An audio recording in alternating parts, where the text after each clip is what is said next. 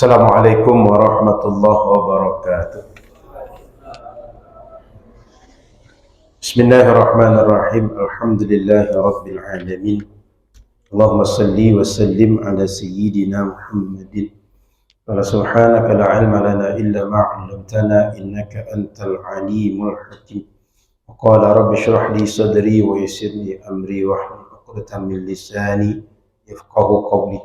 Alhamdulillah, Bapak Ibu jemaah yang dirahmati Allah Subhanahu wa taala, kita berjumpa kembali dalam kajian Matan Al-Ghayah wa Taqrib. Alhamdulillah sudah hampir selesai. Mudah-mudahan kita bisa sempurnakan dan kita lanjut dengan kitab yang baru insyaallah.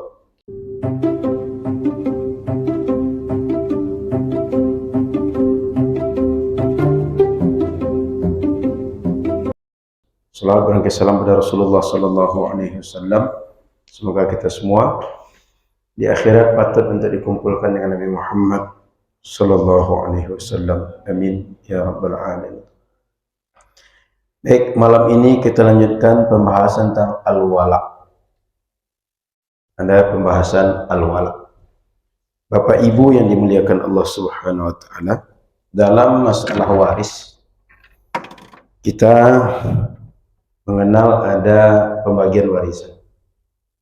Di antara sebab seseorang mendapat warisan itu, para ulama faraid, ulama fikih menyebutkan sebab seseorang mendapat warisan dari orang yang sudah meninggal: satu, hubungan nasab; dua, hubungan pernikahan. Meninggal istri saya bisa dapat warisan. Meninggal saya, istri saya bisa dapat warisan. Yang ketiga, al-wala. Apa wala itu? Wala itu adalah kalau seseorang memerdekakan budak. Budak yang merdekakan itu lalu merdeka. Setelah merdeka dia punya uang. Begitu dia punya uang, punya aset, meninggal. Siapa pewaris dia? Orang yang memerdekakan. Siapa yang memerdekakan budak itu dulu? Dia yang berhak menerima, mengambil semua warisan budak. Nah, kenapa orang yang memerdekakan itu berhak mendapat warisan?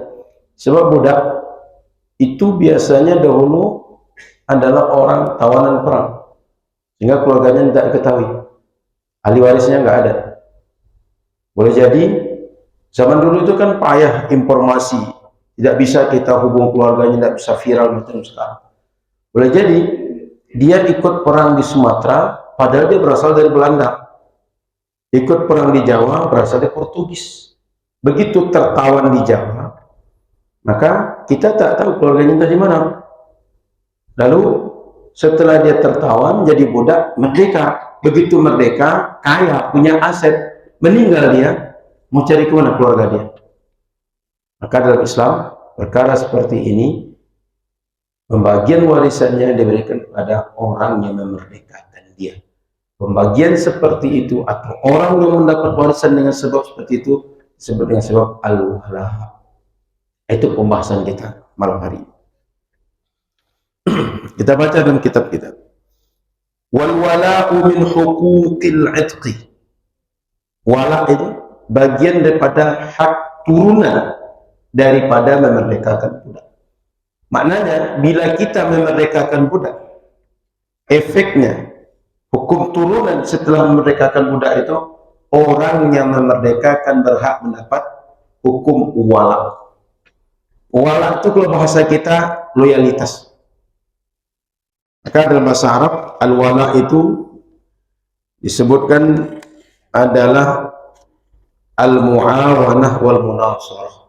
Saling menolong, saling membantu, saling mensupport. Kenapa orang yang merdekakan budak dapat hak wala? Sebab pertolongan dialah budak tadi merdeka. Karena dialah budak tadi merdeka lalu punya aset, kaya, maka ketika dia punya kekayaan, kepada orang yang dulu menolong diberikan hak kekayaan setelah dia meninggal. Itu dasarnya. Maka kata Nabi SAW, innamal wala'u liman a'taq. Perwalian atau wala dalam masalah warisan ini berhak bagi orang yang pernah memerdekakan budak. Tidak boleh orang lain. Nah, itu pembahasan malam ini. Wa hukmuhu hukmut ta'sibi 'inda 'adami. Hukum pembagian warisan ini sama dengan pembagian jatah asabah ketika tidak ada ahli waris.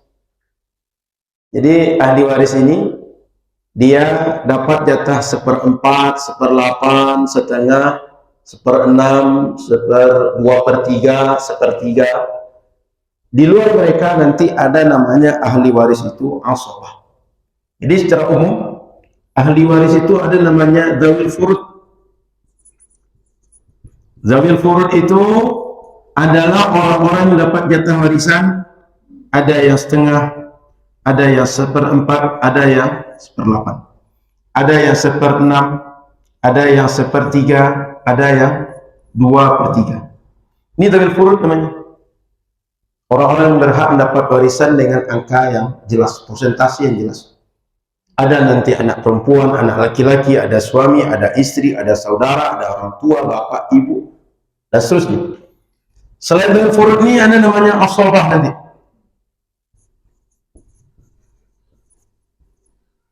Asabah ini dia tak disebutkan jatahnya berapa, 1/6, 1/3 tidak. Tapi sisa semua warisan habis oleh dia nanti. Asabahnya ada 3. Ada asabah binafsi, ada asabah bil ghair, ada asabah ma'al ghair. Nah, orang yang menjadi wala tadi dia masuk asabah binafsi. Sehingga semua harta begitu tak ada lagi ahli waris ini, tak ada semua ahli waris yang di tataran ini, akan langsung masuk kepada orang yang memerdekakan budak. Asabahnya binafsi. Sama seperti itu. Wa yantaqilu al-wala'u 'anil mu'tiqi ila dzukuri min asabatihi. Kalau tadi sudah berpindah harta orang yang meninggal kepada orang yang memerdekakan budak, berarti sudah jelas pemiliknya baru. Bila dia meninggal pula, harta itu akan turun kepada anak laki-laki dia. Atau kalau dia meninggal duluan, contoh budak ini meninggal 2020, orang yang memerdekakan meninggal 2018, 2017, berarti dua dia meninggal. Maka siapa yang berhak menunjukkan hak wala dia? Anak laki-laki daripada orang yang memerdekakan budak. Saya ulang, budak tadi meninggal 2020, tapi orang yang memerdekakan meninggal 2018, 2019, dua dia meninggal. Siapa yang berhak mendapat warisan budak ini kalau meninggal nanti? Anak laki-laki daripada orang yang memerdekakan budak. Kalau tak ada anak laki-laki, cucu laki-laki dia. Jadi turunnya kepada anak atau cucu laki-laki. Jalur nasab, jalur asabah dalam warisan, jalur anak laki-laki. Anak perempuan tak dapat, cucu perempuan tak dapat. Saya ulang kasusnya, budak tadi dah dimerdekakan, sehingga punya aset, kaya dia. Sebelum dia meninggal, tuan yang memerdekakan dulu sudah meninggal. Sehingga begitu dia meninggal, kepada siapa warisan diberikan? Kepada anak laki-laki atau cucu laki-laki orang yang dulu memerdekakan dia. Paham? Itu kejelasannya. Wa tartibul asabati fil wala ka tartibihim fil irthi. Urutan siapa yang jadi asabah tadi atau siapa yang melanjutkan warisan tadi, seperti kasus meninggal tadi, itu sama dengan urutan dalam masalah warisan. Anak laki-laki dulu, baru cucu. Tak ada cucu laki-laki, anak daripada cucu laki-laki ke bawah yang laki-laki. Jadi yang berhak mendapat wala ini adalah laki-laki, tak berhak yang perempuan. Wala yajuzu bai'ul wala wala hibatu. Tidak boleh wala ini diperjualbelikan dan dihibahkan orang lain, tapi dia hak otomatis. Maknanya kata budak tadi, nanti wala saya kepada anda saya jual. Tidak bisa. Dia otomatis kalau dia meninggal berpindah kepada orang yang memerdekakan dia. Jadi tak bisa dikasih-kasih. Jangan dikira ini gelar adat yang bisa dikasih kepada siapa yang kita mau. Oh si fulan, nampak dia Kapolda, nampak dia calon presiden, dikasih gelar adat. Tidak bisa begitu. Al-wala ini otomatis pindah kepada orang yang memerdekakan atau ahli waris dia yang laki-laki. Ini hak yang diberikan Allah otomatis. Tak bisa dinalar dan tak bisa diperjualbelikan. Tak bisa nego-nego. Maka kata Nabi sallallahu alaihi wasallam, nah Rasulullah sallallahu alaihi wasallam an bai'il wala wa hibbatuh. An wa hibbatihi. Rasulullah sallallahu alaihi wasallam melarang untuk menjual hak perwalaan dan menghibahkan ke orang lain. Jadi tak bisa. Hanya bisa berpindah otomatis kepada orang yang pernah memerdekakan. Baik, itu penjelasan bab wala. Kalau ada pertanyaan kita diskusi, kalau tak ada kita lanjut kepada bab berikut. Silakan kalau ada pertanyaan. Silakan, Pak. Salam.